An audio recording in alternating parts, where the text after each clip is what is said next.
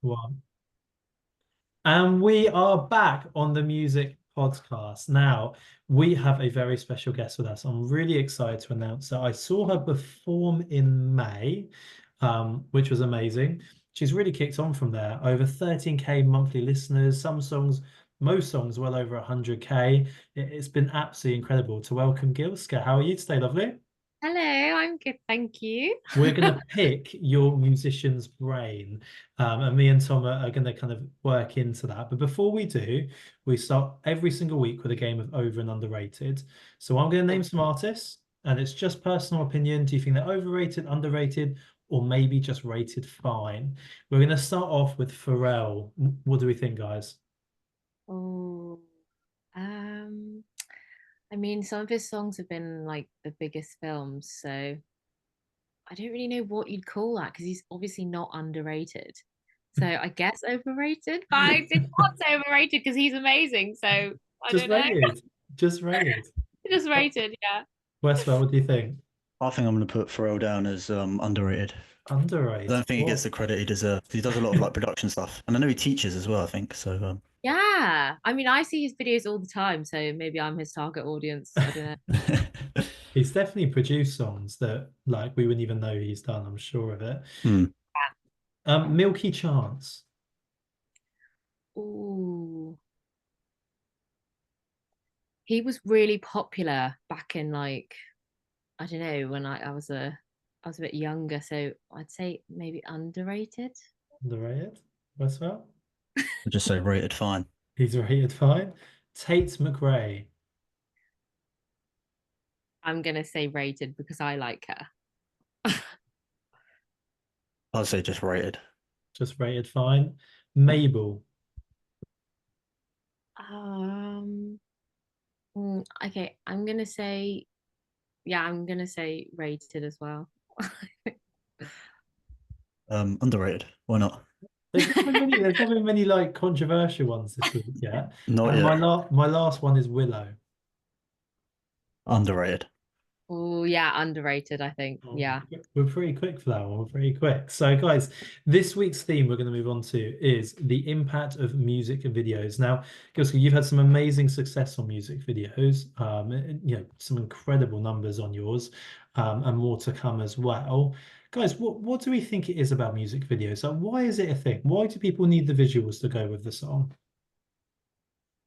Oh, well, I think it can personally bring your song to life. Like if you had, a story to go with your song that maybe is a bit more like mysterious, you can bring it to life like on screen. And also, I don't know, you can get more of your other skills out, like your performance skills, or like if you're a dancer, you can get that out. Like, I don't know, it shows more versatility, and I think it can connect you to your fans a bit more.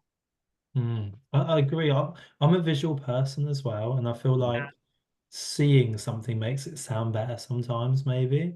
Yeah, I think it definitely. helps a lot with like world building. I guess if you're like you're releasing like a body of music and you're trying to create like a setting for that music to go in. If you've then got like the visuals as well backing with that up, it helps so much. I think like some of my favorite music videos of those are like the weekends, especially like Yes. is it After Hours, After Yes. Dark or whatever it is. Yeah, that album that came out and all the music videos went with that were like incredible. I Yes, love 1000% I agree. love like that it was like a theme though, wasn't it, after hours? Yeah. Like all of his body work's a different theme and he really buys into that. Mm. And it makes it relatable. I think that's the key thing. Like a lot of people going, oh, do you even need music videos now with social media and stuff? I think of course you do. I mean, it's even more of a reason to do it because you've got short form content that can go into long term. Is it something that Kilsker as an artist, are you thinking about this? Like when you're writing songs, do you think, oh, this would be a good music video, maybe we could do this? Or is it something you just leave till the very end? How does it work? I think sometimes when we're kind of making the song, I think I visualize stuff that I could be doing in a music video, but I'm not thinking like, oh, this would be cool and stuff like while I'm making the song. I think, yeah, it comes to me, it comes to me. Yeah, I don't know. I think I it's quite tricky because obviously they're really expensive to produce. I know firsthand how expensive they are. Um, But like obviously at the same time they are amazingly helpful and visual, as you said. So yeah, I don't know. I think I do think about them, but sometimes I do leave it to the last minute as well. The mind of a creative Yeah, is everywhere. Okay, yeah. amazing. Right, we've got some fan questions come in. Some of these I'm going to tailor to Tom. Gilska, if there's one I think that we can ask you, I'm going to ask you as well. The first one's come on. It said, "Hi guys, loving the podcast. Can you ask the boys what is the biggest music rivalry in their opinion?" Westwell, do you want to take a lead on this one? No.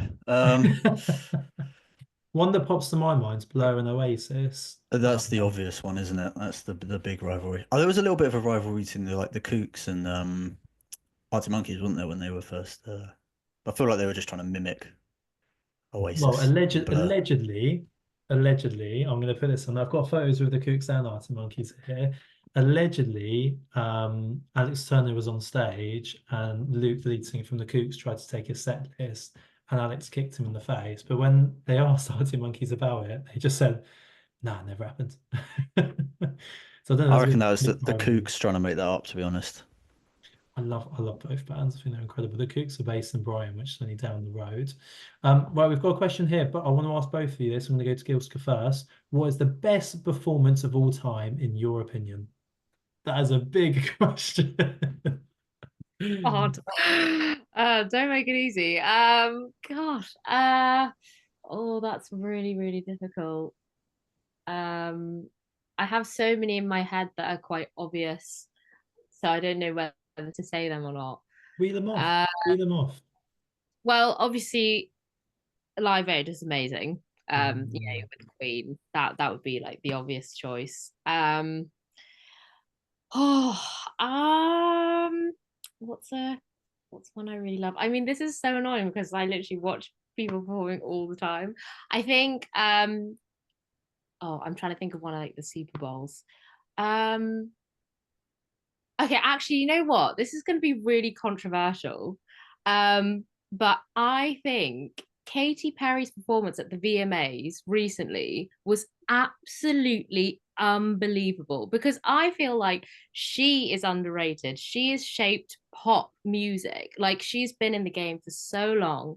And like I felt like it was so badass because she basically performed all of her songs, reminded everyone like, yeah, this is who I am, and like this is like I was here before all of you pop It queens. was, Like, it's literally. it's a massive comeback. Every time I go on Yeah, social media at the moment, it's her, and it's yeah, her on podcasts, her doing big shows. She was in Brazil. I don't know if you saw that, West, where the fans are going crazy, but it yeah. I she's didn't back see to that. remind people, isn't she, with a vengeance. Yeah, I mean, it was just the vocals for me. Like, she completely killed it. It was so professional. And like the acrobatics she was doing, the dancing she was doing. I mean, it was like, I don't even know how long it was, but I really respect her for doing that because I think she's got, before that, she got a lot of flack for like her new kind of image rebranding that she was doing for her new album. People weren't like buying into it. But I think after that performance, like she reminded everyone, like, actually, you know what, I am a professional and you guys have basically listened to me your whole lives. So I'm back. West, yeah. what's some iconic like best performances of all time that pop into your mind? Do you know what? I can't even think of one at the moment. I'll give you some suggestions. I'll give All you right, some give me some suggestions. suggestions. Right, I've only seen this recently, but I believe it was a very heavy metal band, Metallica, in Russia. Oh Um, yeah, best. That's the best I've ever seen. maybe not because you've been there, but I think that's one of the largest concerts ever of all time. I think Queen just get the nail on the head there. I think that's a huge one. Um, the Super Bowls are obviously massive in what they do. I would put, for me personally, being there, Reading 2014 Arctic Monkeys, I just feel like they're in their prime at that time. Uh, Mm. could be a massive one, but there's so many legendary, like, I mean, Oasis and Nebworth. Like, yeah, how long have we got? How long is the piece of string? You need to give us one, Westwell. They've asked you. You need to give one answer. Glastonbury's quite good at turning these type of things up, isn't it? Hmm. People always do big Do ones there. you want to name one? Stormzy. It was. I'd tell. I will tell you one actually that's popped into my head. Dave at the Brits. the song Black. I Yes, thought I saw that. Yeah. Yeah. I Mm. thought that was unbelievable. I was It's it almost not it was quite a shock. not quite Stormzy at Glastonbury 2019, 2018. Doesn't even know the year. Right, our next questions come in. Hi guys, only been listening to the podcast for the last couple of months, but it seems like Fripp is a right diva. Can everyone on Mhm. the pod say their most diva-ish moment? When's it oh, that's so difficult. When have we all been a diva? I don't Ooh. think I'm ever a diva, to be Oh, honest. Westwell, come off it. You always Come. say I'm high maintenance, but I don't think I am. I really don't. I don't think you're high maintenance because I'll give you some background, right? Westwell will walk in with his new Mercedes, keys in hand. He's dressed really nice, and Doesn't he's make coming me on a this diva. podcast pretending he's not a diva. I'm not a diva. Most divish thing I've done. I You've got a right, few. I You've got a do few. I do a lot of talks, right, at university or music things and stuff. And from time to time, I've asked for a very, very small rider. I feel that's quite diva-ish. Seeing as I have no talent, I mean zero. I don't think I've ever asked for a rider, to be honest. So I think you're a bit ahead of me there. GILSKA, have you had any pop diva moments you want to tell the people? I don't know if it's being a diva, but like there was this one time where I was performing, and I was singing Crazy by Niles Barkley. I was doing it with a band. And I decided to do a back bend while I was singing. So I literally got on the floor of my knees and like went back like that, and wearing like high heels and everything in like a score. I don't even know what I was thinking, but yeah, got back on Spur of the like moment, just yeah, I think yeah, I did. Yeah. Is that being a diva? I'm not sure, but yeah. we'll go with it. Amazing.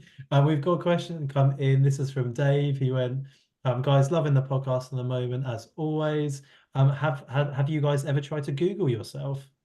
Yeah. Yeah, Yeah. yeah, I have. Yeah. What's come up, guys? What have you seen? Not much for me, to be honest. There's all I know is there's a person with my name that is like a lawyer, and he seems quite good at what he does. Have you ever tried Googling yourself? And if so, what have you found? I think back in the day, I think now it would just probably be on music videos, or like Spotify and stuff. Yeah. For sure, for sure. Okay, right. I've got some questions for yourself. Obviously, a new song coming out. There'll be people listening to this who might have heard you before, might not have seen you. I want to know like who inspires your music, what are some of your inspirations that they might hear in this new song? Oh, okay. Well, my inspirations in general, I would say, are Lana Del Rey, The Weeknd, like a fusion of them, but like with Ariana Grande and House put together. I Mm. think that's what I would say. Uh, um, but I think for this new track, it's like it's very, very housey, very bassy. Um, bit I don't know, kind of like Ray when she was doing dance music, like house Mm. music stuff, I would Rather say. kind of vibe. And so, Yeah. seeing you guys perform over the years, it can be really varied from like pop, band, how, I mean, you could Yeah. hit in a lot of areas, in my opinion. Yeah. Well, I because when I went to uni, I kind of studied like, being in bands and stuff. Like that's all I did. I just sang with loads of bands. And I'm very comfortable singing with bands. But to be honest, I'm on the hunt for a DJ. I need to perform with the DJ. Mm. So if there are any DJs listening, reach Westwell? Definitely not. You've had a I go mean, on. you could give it a go if you wanted to, but I mean, I don't think the Last week, everyone found out you were singing for the first time, and now you're offering. You've been on Logic DJ though, sets. Westwell. I've heard some of your beats before. Don't do me like this. Have you ever named any of your songs, Westwell, you've made? Um, um, probably yeah. Would you be care to open up your laptop and share any of them with us, or Nah, I do you, don't think do you still that's. have? Okay, my final question: do you still have them somewhere? Yeah, somewhere. I think there's a like a hard drive or a USB. I used to do like a lot of different stuff because I started being like, yeah, I'm gonna make like beats and then You did, decided he not to do looks that. like he is a producer right now, though. Like Yeah, hat, guitars in yeah, the background. yeah. Well, what can I say? Gilska, I want to ask you, what has been the most surprising thing about breaking into the music industry? Oh, surprising. I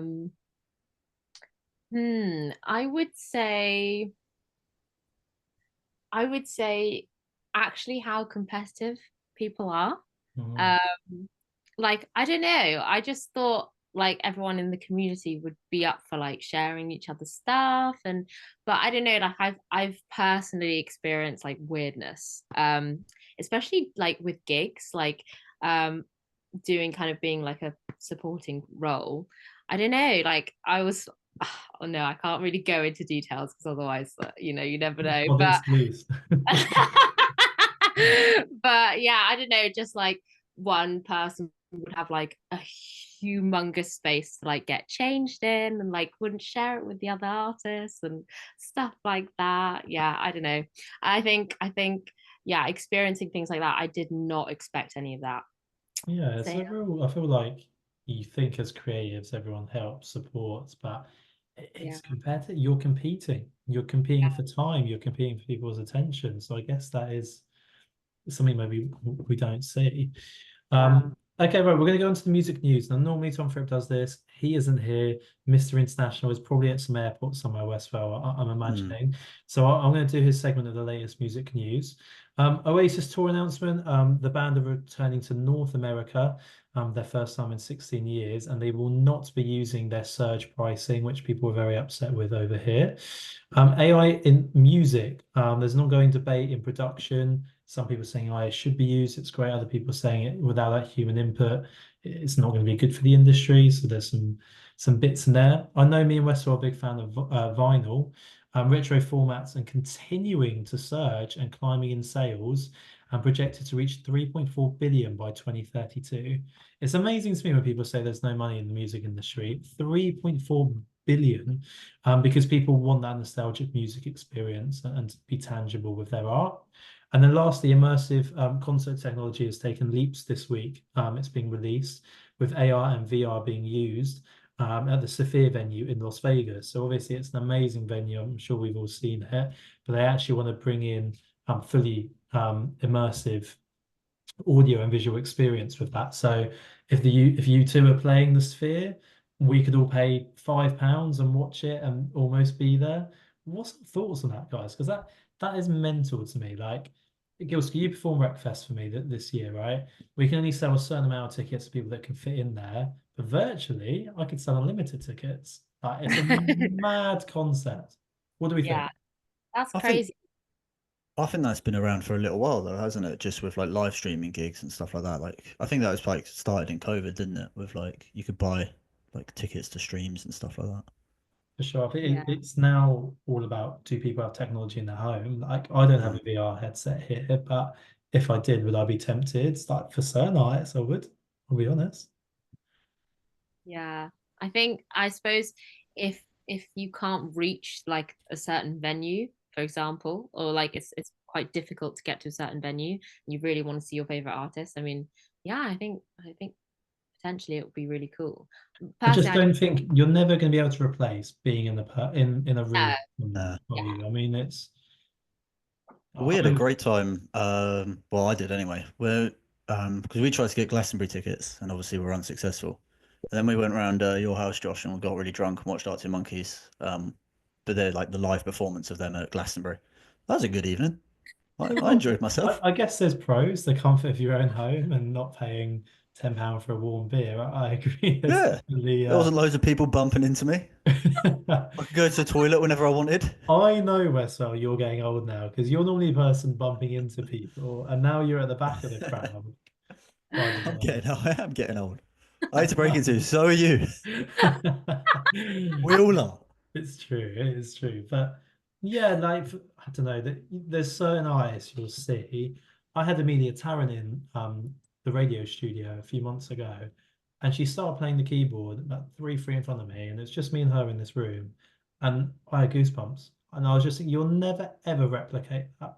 ever, no matter how good, like being in front of an artist and a talent and seeing them. Because I've heard so much of your music, so much, but actually seeing you perform in front of me, in my opinion, that can't be replicated.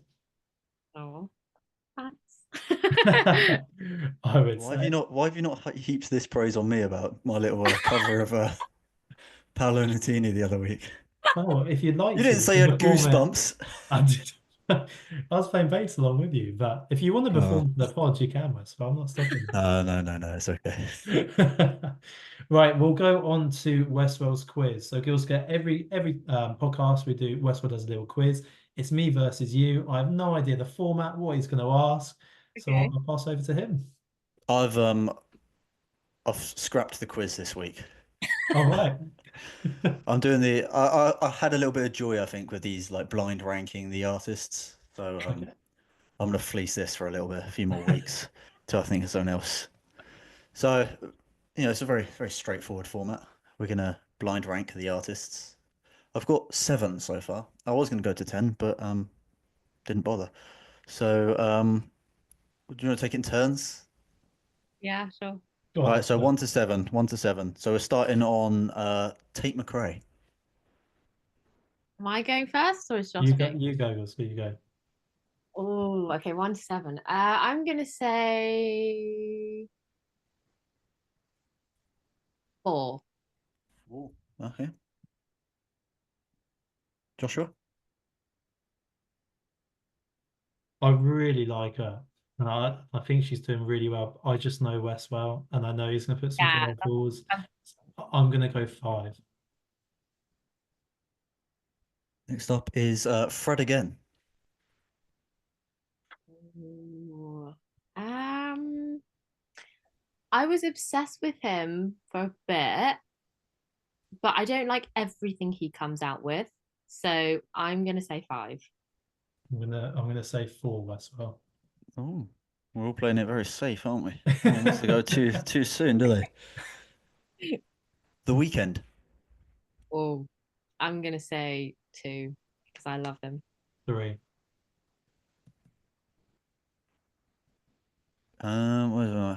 Harry Styles. Yeah, I'm gonna say 6. I Harsh on don't know Harry, I why. think. What have I put Westwell so far? What have I take? Have I taken 3, 4, 5? You have, yeah. Oh, I'm gonna have to say 6 as well. I'm gonna have to. Zara Larson. Oh. Uh, Well, I what? can't put a bottom. I can't. I Yeah. can't. Oh God. Um. I don't like my order already. I want to change. Yeah, I know. I want Harry to go 6 now. No, Harry to go 7 and Zara to go 6. Can I do that? I have to put Zara No. Larson second. Yeah, you got no changes. You're putting so Josh is putting Zara Larson second. I'm gonna put Zara Larson 7 then. That's pretty rude. I'm sorry. Sorry, Zara Larson, if you're watching. Sorry. Don't worry about it. I don't think she's listening. Beyonce. Oh, it's got to be 1. Do I have 3? Yeah. Your 3 is still available. You got 1 and 3 left. I'm gonna put Beyonce third. And then Dua Lipa. Oh. What have I got left, Westwell? Just 3? No, you've just got 7 left. No. Well, Yeah, she's I guess there then. What I'll other choice?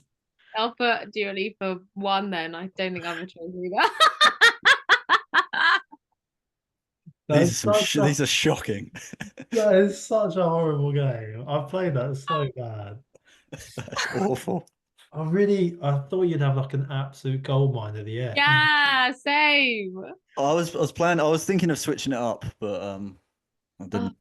I thought you were gonna put, like maybe I was, I Winehouse was, out or like I don't know, like yeah. Evidently. Okay, right. We're gonna move on to the last bit of the podcast, and this is where we review your songs at home.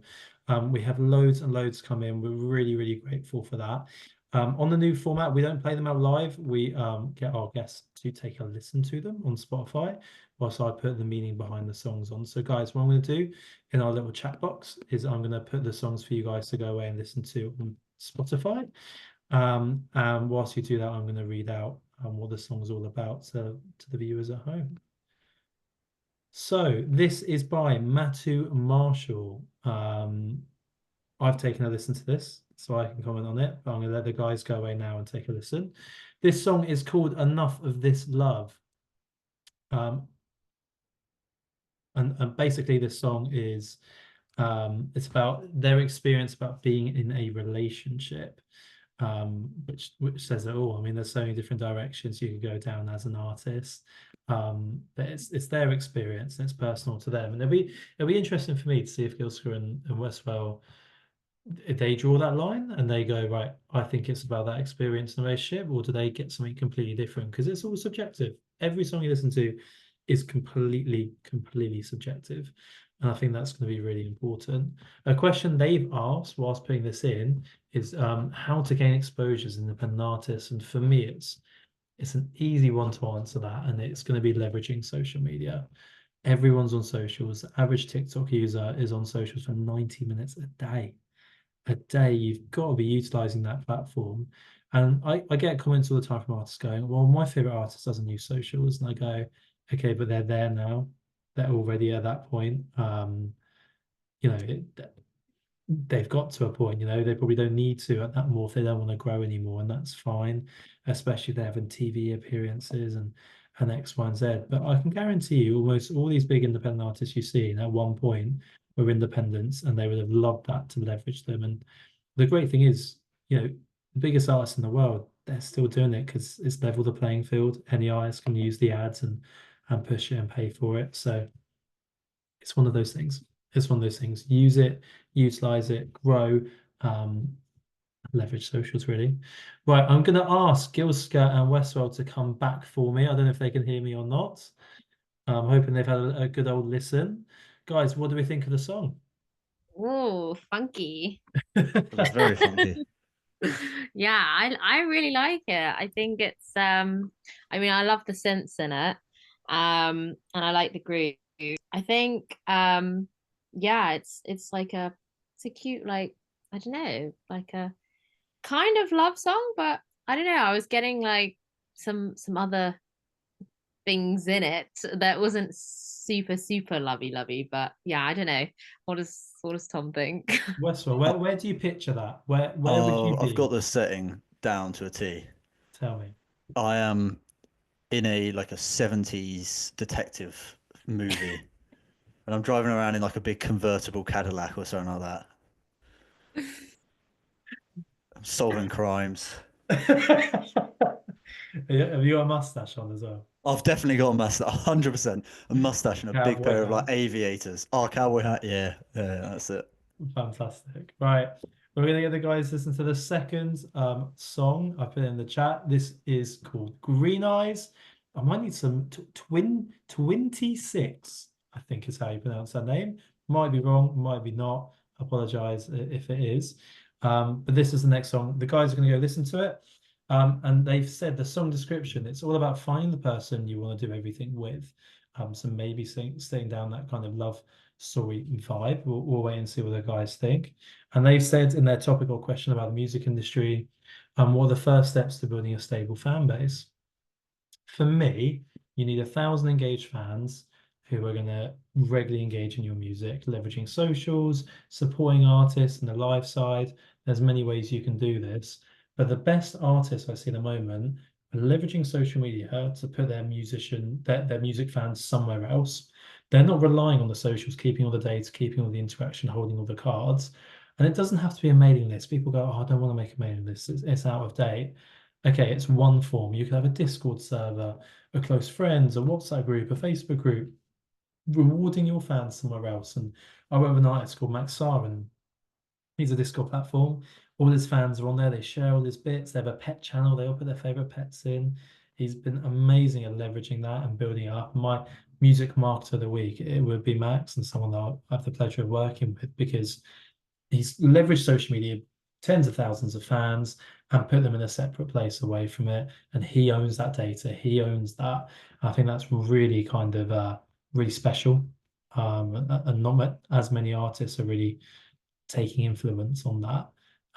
So yeah, that would be my advice and my step ones. Once you've got 1,000 engaged fans, a top manager, a top booking agent will go, okay, with they're thinking about money, they enjoy the music. 1,000 engaged fans spending £8.30 a month, it's 100 grand a year.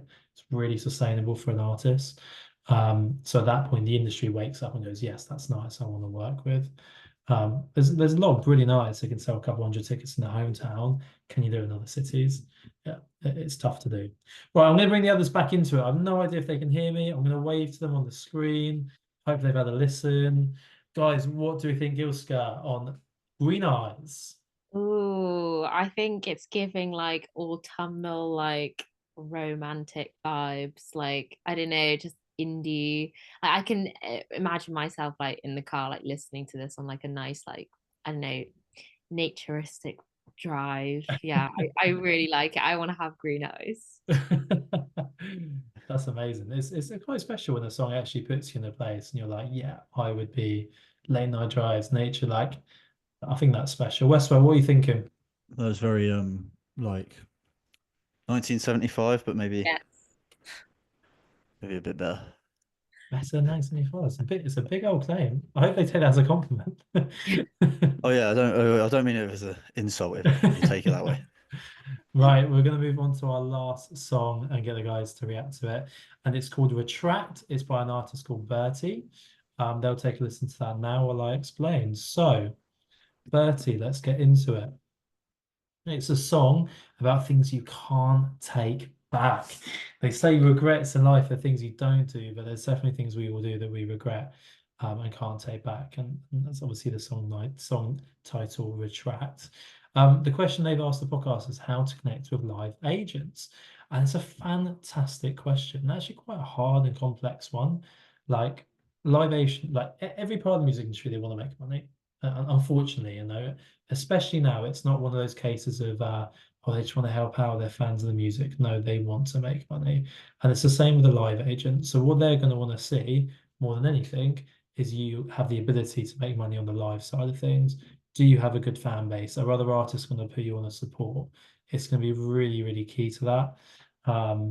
And building that network, the best thing an artist can do is network, network, and network. I've just been booked for the Ditto X at the O2 Indigo in London. I'm actually in the O2, and that's one of the best events other than maybe the Great Escape, where you can go and network with top industry contacts, managers, booking agents, live sides, and get in front of them and ask them directly. It's all well and good asking us in the podcast, but asking a professional themselves what are they looking for, you're not going to get a better answer than that. So for me, that's the best thing you can do. But most booking agents will work in a niche. So find who your favorite artists are with.